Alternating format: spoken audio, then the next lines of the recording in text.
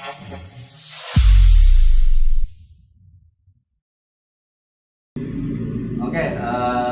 kita lanjutkan lagi obrolan kita yang tertunda. Saya masih ingin ke Pak Bu Ida ini karena ini menarik. Saya jujur, desa ini bagi saya bahasan yang menarik di tengah pandemi COVID-19 ini. Nah, Pak Bu, ada hal yang menarik begini. Ini kan hari ini pemerintah itu sedang gencar-gencarnya memberikan bantuan dalam bentuk dalam bentuk banyak sekali, dari mulai bantuan pangan, bantuan bantuan dalam bentuk barang dan lain sebagainya. Bahkan yang menarik bagi saya ini, kalau kita lihat di media-media sosial, itu ada banyak kepala desa yang kemudian membuat pernyataan dan pernyataannya ini viral. Pernyataan terkait bagaimana pemerintah desa ini menjadi bulan-bulanan warganya karena warganya ada yang tidak terdata sebagai penerima bantuan. Sudah kita disusahkan oleh situasi pandemi, kita juga dikacaukan oleh hal-hal yang bersifat mungkin nawaitunya baik, pemerintah ingin memberikan bantuan, nawaitunya baik, tapi ternyata implementasi di lapangannya masih lemah dan datanya masih kacau balau. Nah, yang terjadi di desa Paku ini bagaimana? Apakah Paku pernah jadi bulan-bulanan warga misalkan sampai dicarikan gitulah ke masyarakat, nah aing kita bere misalkan gitu. Nah, ini saya perlu gambaran yang konkret nih, seperti apa Paku? Ya, terima kasih. Emang ini cukup menarik bagi masalah bantuan ini, dan ini menjadi cukup lumayan polemik dan betul riut lah dalam bahasanya. Emang baik itu kepala desa, RW, RT itu maaf gitu kan menjadi taruhlah bulan-bulanan dari masyarakat. Emang dengan adanya taruhlah masyarakat itu memahami dan mengetahui gitu dengan adanya sebaran dari medsos bahwa dengan adanya pandemi Covid ini masyarakat sebetulnya hampir semua itu mendapatkan bantuan gitu kan dari pemerintah, baik itu pusat, provinsi ataupun kabupaten juga desa gitu. Nah, dalam hal ini emang masyarakat memahaminya secara real ataupun secara lurus gitu kan. Dan kami pun tidak menyalahkan sepenuhnya masyarakat gitu kan. Memang wajar masyarakat mengetahui seperti itu gitu. Tetapi dalam hal ini emang konteksnya gitu kan, pemerintah baik itu pusat, provinsi juga kabupaten baik desa itu menurunkan atau menyalurkan bantuan itu adanya aturan lah. Ada aturan tersendiri gitu ya. Sehingga taruhlah penyaluran bantuan ini tidak begitu mudah, tetapi ada aturan ataupun yang lainnya yang perlu dijalankan. Emang betul apa yang dikatakan tadi, emang menjadi bulan-bulanan gitu kan. Sementara kami di pemerintah desa emang dengan adanya gitu kan data emang cukup lumayan cukup lumayan pusing gitu kan. Satu hal yang ingin saya tanyakan, kebingungan yang seperti apa yang dirasakan oleh pemerintah desa terkait distribusi bantuan ini? Kalau menurut pemerintah desa ini sebetulnya titik kekacauannya di mana sih? Kami tidak mengarahkan taruhlah titik kekacauan di mana gitu kan. Tetapi dalam hal ini gitu kan, taruh emang pemerintah itu menyalurkan beberapa bantuan taruhlah seperti PKH, BPNT, terus bantuan provinsi, bahkan kabupaten juga pemerintah desa itu dengan melalui BLT desa gitu kan, bantuan langsung tunai oleh pemerintah desa. Nah, dalam hal ini jadi gitu bantuan langsung tunai dari dana desa gitu kan, itu sekitar ada yang 25%, 30% gitu. Maksudnya 25% itu dari Nah, dari 25% itu dari keseluruhan dana desa gitu kan. Oh, jadi misalkan dana desa 1 miliar, 25%-nya itu untuk bantuan langsung tunai. Langsung ke masyarakat. Itu gitu masyarakat kan yang dibidik non PKH, non BPNT atau ya, betul. Sehingga masyarakat tidak yang menerima bantuan tidak double bantuan gitu kan, yang PKH udah, BPNT udah, ataupun yang perluasan ataupun yang dari provinsi gitu. Nah, yang menjadi polemik di masyarakat emang semuanya gitu kan, kabar dari medsos itu semua gitu, tetapi betul gitu kan, tidak semuanya gitu, tetapi ada kategori yang perlu dilaksanakan karena taruhlah di sini ada keterbatasan dana gitu kan. Taruhlah dicontohkan di pemerintah kami Desa Jaya Ratu itu sekitar 30% dari dana desa. Sekitar 320 itu sekitar 180 KK gitu kan, 180 KK mengcover 180 KK sehingga masih ada gitu kan masyarakat bagi masyarakat yang membutuhkan. Tetapi dalam hal ini masyarakat jangan taruhlah kita itu jelas lah maaf kita itu harus sebenarnya yang perlu kita pikirkan bersama dan harus menjadi relawan bersama itu untuk memutuskan mata rantai virus corona ini gitu kan menjadi relawan semua gitu kan baik masyarakat. Tetapi dalam hal ini emang menjadi polemik yang betul-betul masalah bantuan sehingga jangan pada akhirnya gitu kan masyarakat tidak lagi memikirkan virus gitu kan. Nah, mohon maaf, jadi masyarakat itu mohon maaf gitu kan, tapi tidak semua lah. Jadi kadang-kadang bonusnya itu gitu kan dari virus yang di bonus dari virus yang ada gitu kan. Ini mohon maaf gitu kan, sehingga perlu di ini gitu kan. Nah, itu. Ini menarik ini. Tapi sejauh ini masih aman ya di desa. Insya Allah masih aman dan tidak sampai ada kejadian RT yang digablok oleh warga. Insya Allah aman, bahkan enggak gitu, mudah-mudahan tidak ada gitu kan. Karena masyarakat pun semua hampir memaklumi dan pemerintah desa pun insya Allah akan berlaku adil untuk warga masyarakat semua karena jangan sampai double bantuan. Nah ini menarik, saya jadi teringat obrolan dari Ketua PWGP Ansor Jawa Barat sahabat Denny Ahmad Haidar bahwa pemerintah itu harus bisa membedakan mana yang butuh jeung mana yang hayang. Yeah. Nah, ini polemik dari bantuan ya. Nah, saya ingin ke Kang Aib nih. Kang Aib, kalau kita lihat kan dari hulu sampai hilir hari ini fokus pada bantuan-bantuan yang bersifat sosial. Anggaran difokuskan pada satu titik penanggulangan pandemi COVID-19 kira-kira begitu. Meskipun ya beberapa waktu yang lalu kita masih sempat melihat ada proyek pengadaan sarung misalkan di LPSM meskipun ya kemudian dibatalkan karena mendapat kecaman yang luar biasa keras. Nah ini saya melihat seperti ini Kang Aib. Kalau hanya difokuskan pada distribusi bantuan yang bersifat logistik, yang bersifat barang. Saya kira ini bukan menjadi solusi yang real dan konkret yang bisa berdampak dalam jangka waktu yang panjang.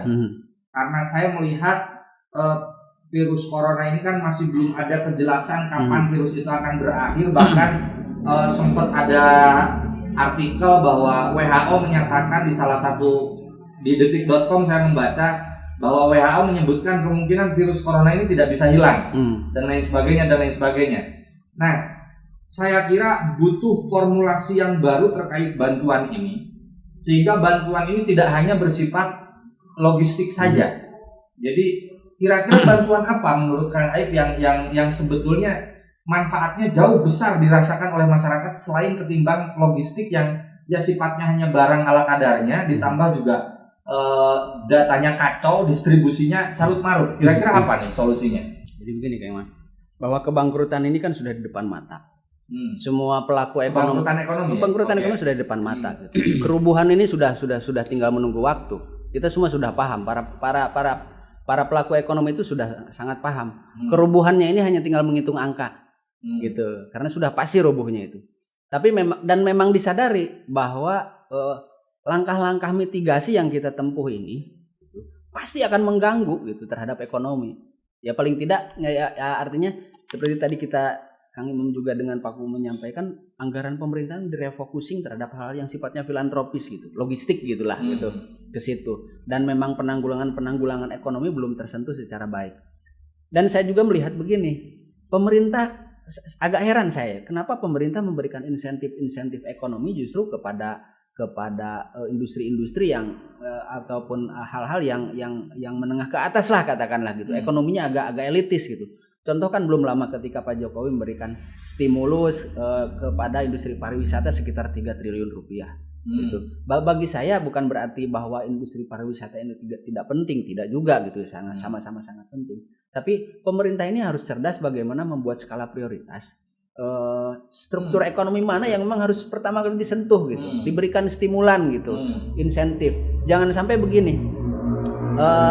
Ketika Gojek itu, mohon maaf saya menyebut ini, ketika ojek online ini kan ketika banyak orang-orang memberikan stimulus dan lain sebagainya, saya pikir sudah tidak usah lagi lah gitu memberikan program-program yang sifatnya logistik kepada mereka, tapi dibentuk sedemikian rupa agar mereka sebagai pekerja online seperti demikian juga bisa survive, tapi tidak dengan langkah-langkah seperti itu. Nah, kemudian juga benar Kang, ini bisa disebut bahwa pemerintah terbilang prematur untuk menetapkan kebijakan saya melihat prematur gitu. Prematur gitu. Insentif diberikan kepada ruang-ruang yang bersifat elitis secara ekonomi gitu. Nah, sementara ruang-ruang kewirausahaan belum tersentuh secara baik. Kalaupun ada contoh ketika kita ada program untuk para penganggur yang PHK dan kemudian program saya lupa itu namanya. Yang banyak daftar itu kemarin dari kita itu prakerja. Kemudian ada program di YouTube dan lain sebagainya. Saya juga melihat ini ketidakefektifan pemerintah juga, karena memang hal seperti itu sebetulnya tidak usah dijual di YouTube. Kita sendiri sudah terbiasa kok melihat hal seperti itu. Jadi kesigapan pemerintah ini saya pikir ada kepanikan juga ini pemerintah melakukan langkah-langkah ekonomi. Kepanikan tersendiri gitu. Seakan-akan bahwa ketika masyarakat ini diberikan pendidikan lewat YouTube ataupun dalam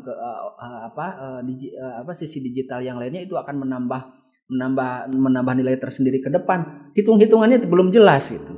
Kalau menurut saya dalam pandangan bantuan yang paling menurut Aib yang paling manfaatnya besar dirasakan oleh masyarakat apa? Pemerintah harus lihat timing. Lihat timing. Sekarang oke lah, kita berkaca pada sisi ilmiah, pada sisi sains.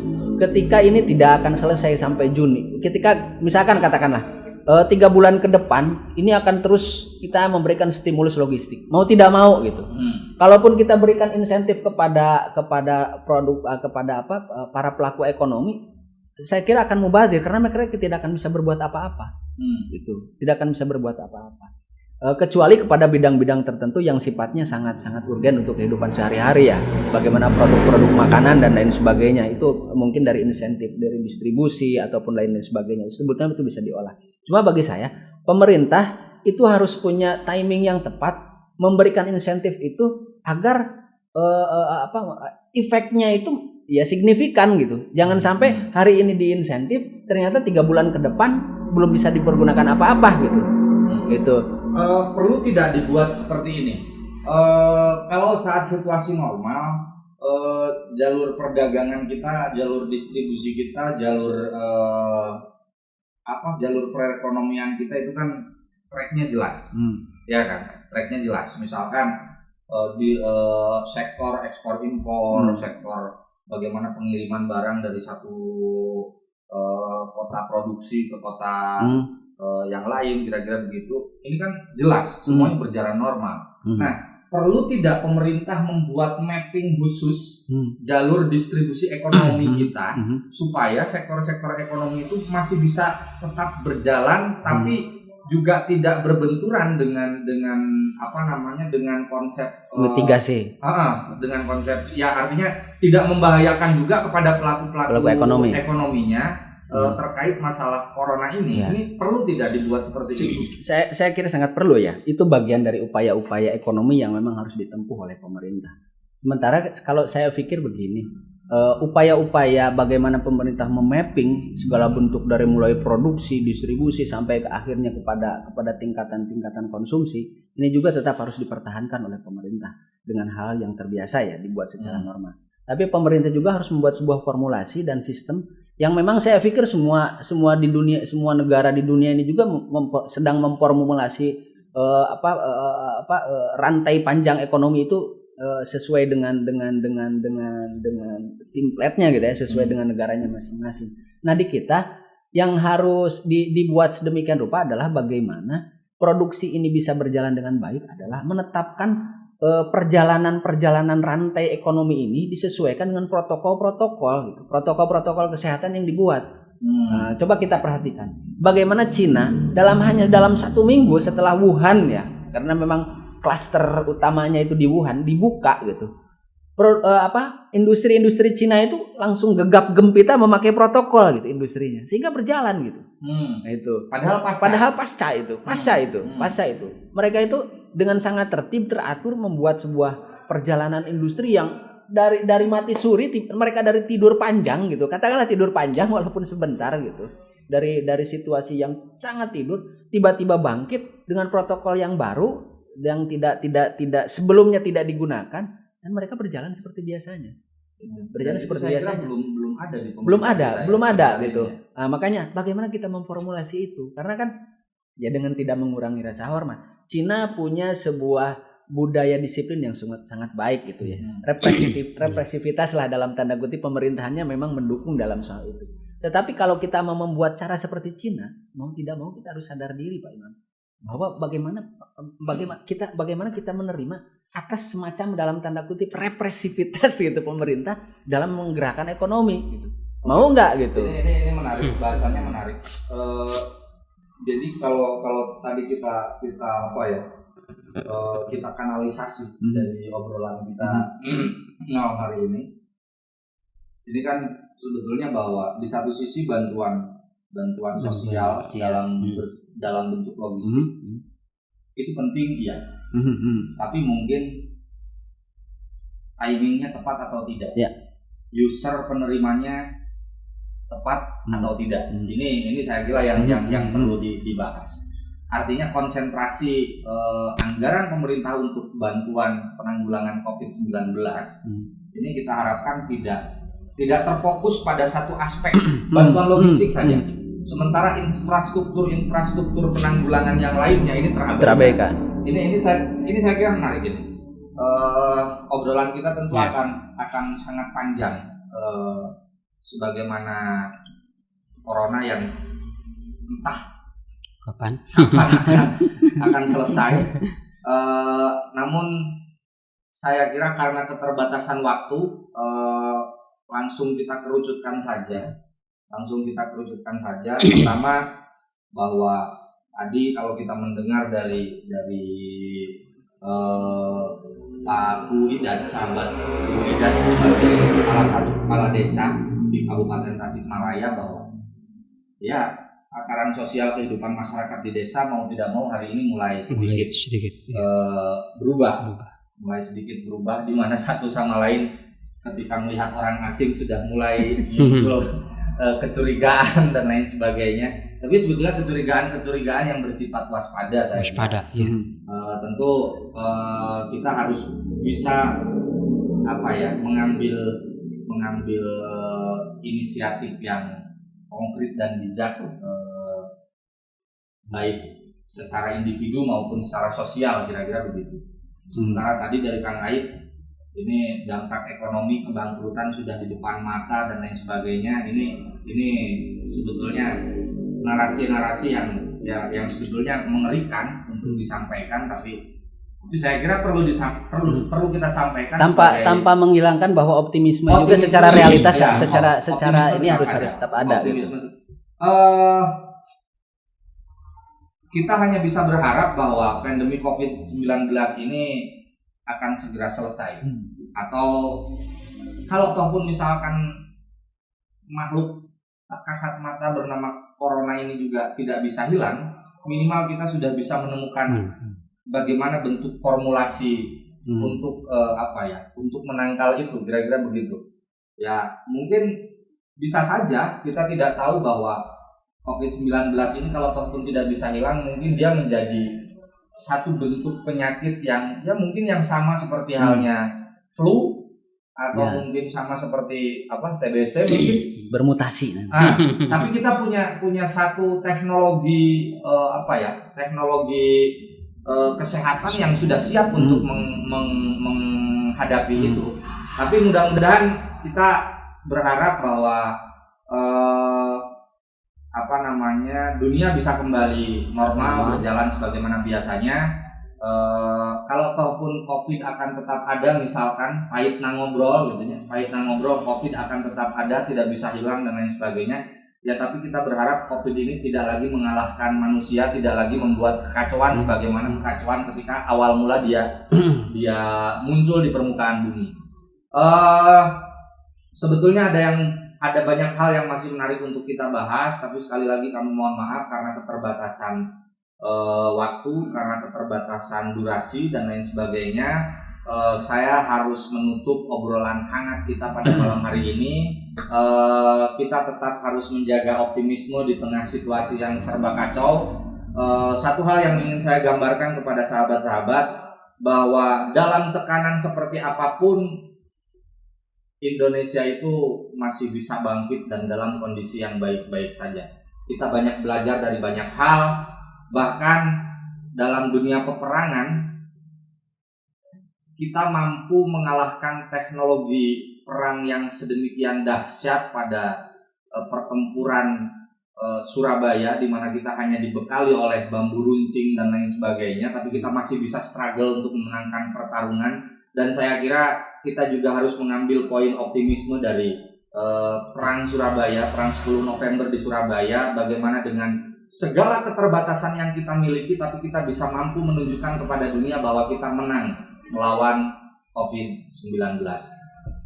Itu dari saya. Terima kasih kepada dua pembicara yang sudah berkenan untuk berbagi dan membagi informasi. Mudah-mudahan nanti kita bertemu lagi di lain kesempatan. Terima kasih Pak Widad, Kang Aid. Terima kasih semuanya. Kurang lebihnya mohon maaf. Allahumma fiqh ila qawmi thoriq. Wassalamualaikum warahmatullahi wabarakatuh.